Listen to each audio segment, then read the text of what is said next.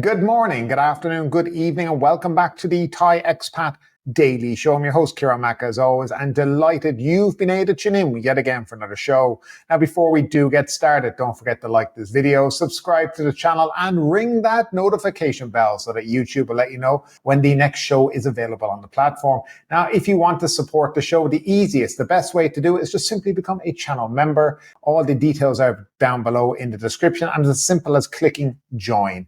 And now that's all done and dusted, let's jump into those trending stories here in Thailand today.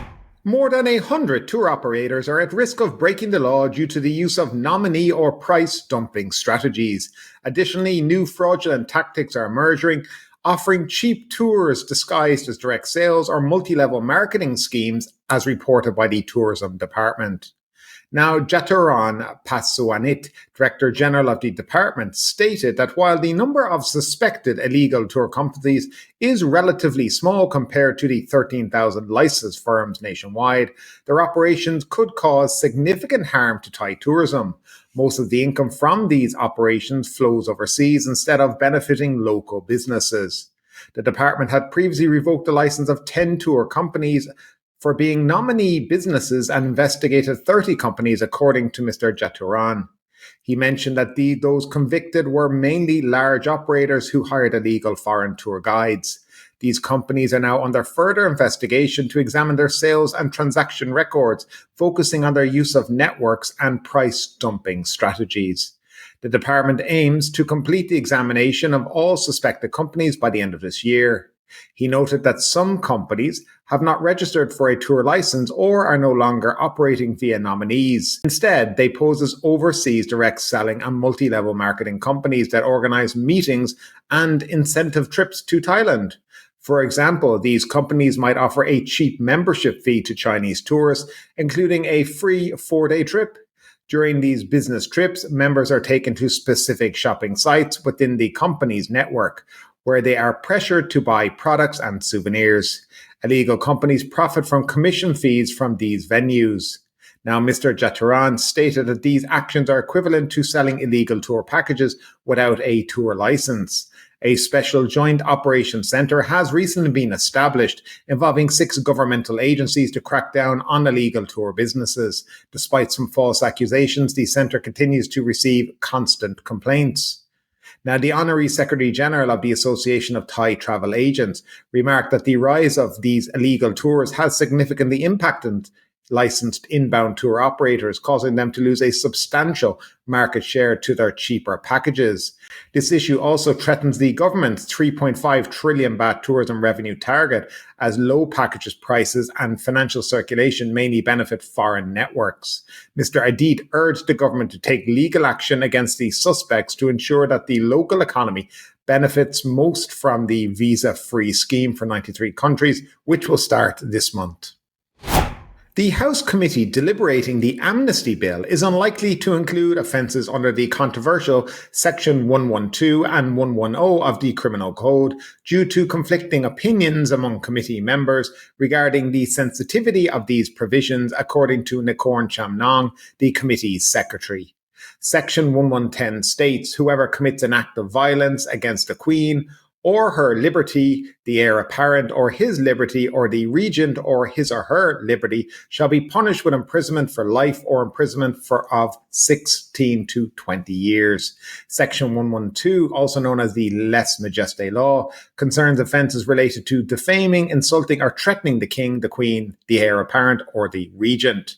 The Corn explained that the House panel is divided into 3 groups. The first believed that both Section 110 and 112 should not be included in the amnesty bill. The second agrees that the 2 sections should be included, but with special conditions, and the third agrees that they should be included unconditionally. The committee will meet next week to discuss the matter further, as some members were not present at the last meeting on Thursday. After the next meeting, the committee will finalise a report incorporating the 3 different opinions to submit to the lower house for consideration. Now, officers from the Tourist Police Bureau, in collaboration with the Chonburi Immigration Office, have arrested a Chinese man named Mr. Liu, 39 years of age, the leader of a call centre scam gang. He was apprehended in front of a restaurant at a mall in Pattaya City while getting into a luxury white BMW. Mr. Liu has been charged with being an alien in the country without permission. The officers received information about the gang leader of a call centre scam, who has been fleeing prosecution in Malaysia after raiding a fellow countryman's place to collect money. Malaysian authorities had initially arrested him, but he was later released on bail before fleeing to Thailand. Mr. Liu had illegally entered Thailand through the Betong border in Yala province and had been hiding in Pattaya. The officers tracked him down to the mall where he was arrested. At the time of his arrest, Mr. Liu could not produce his passport, which had been seized by Malaysian police, leading to his charge of illegal entry. The officers plan to conduct further investigations to dismantle the call centre scam network operating here in Thailand. Two brothers from New Zealand, Hamish and Matson Day, have returned home after spending nearly 4 months in detention in Thailand following an assault on a police officer in Phuket. The New Zealand Herald confirmed their return, though the exact date was not provided. In a written statement, the Day family expressed their gratitude for the overwhelming support from family, friends, and the New Zealand government. They requested privacy as they readjust and focus on their well-being, asking for understanding and respect during this time. The family also mentioned they would not comment further on the matter. Hamish, 36, and Matson, 38, were on holiday in Phuket when they were arrested on March 16th. They faced multiple charges, including assaulting a police officer, robbery, obstruction of police duty, driving without a license, and bribery. After appearing in Phuket Provincial Court, they were remanded in custody. No details were available regarding the final disposition of their cases, which could have resulted in lengthy prison sentences. However, their visas were revoked and they have been blacklisted forever from visiting Thailand. The incident was captured on video by a passerby and went viral on social media. It showed Matson grappling with a police officer on the side of the road, while Hamish held the officer's firearm. According to Police General Sin Lert, the Phuket police chief, the incident began when the brothers refused to stop after being spotted speeding on their rented motorcycles. Police Sergeant General Major Somsak pursued the tourists and called for backup. When they eventually stopped in front of a restaurant on Chaffa Road in Muang District, the officer informed them that they had violated traffic laws and asked for their licenses. The brothers then offered a bribe, which the officer rejected, instructing them to pay the fine at the police station instead.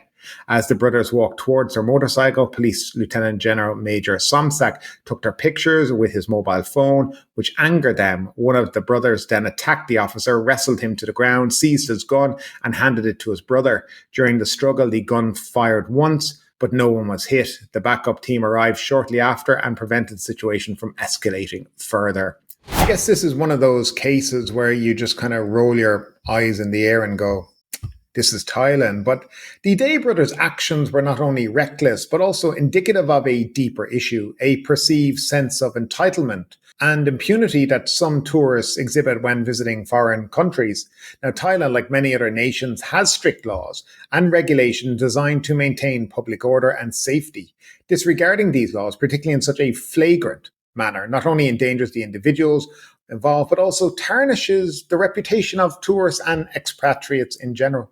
Now, furthermore, the aftermath of the incident highlights the complexities and challenges faced by diplomatic channels in handling such cases. The Day's family statement expressing gratitude for the support from the New Zealand government, well, it underscores the vital role of diplomatic intervention in ensuring the well-being of citizens abroad.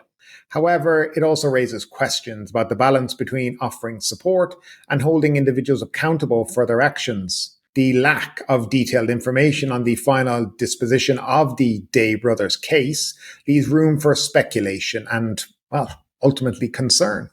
Were the penalties they faced sufficient to deter similar behaviour by other tourists? Or did their eventual release and return home signal a leniency that could embolden others to flout local laws? These are questions that both Thai and New Zealand authorities must consider to prevent future incidents. Now, moreover, this case serves as a reminder of the power of social media in shaping public perception and influencing judicial outcomes. The viral video of the incident undoubtedly amplified the scrutiny and pressure on both the Thai legal system and the New Zealand government. In an era where digital evidence can swiftly sway public opinion, it is crucial to ensure that justice is served impartially and transparently. As the Day brothers begin their readjustment and focus on their well-being, it's essential for them and for others who might find themselves in similar situations to reflect on the broader implications of their actions.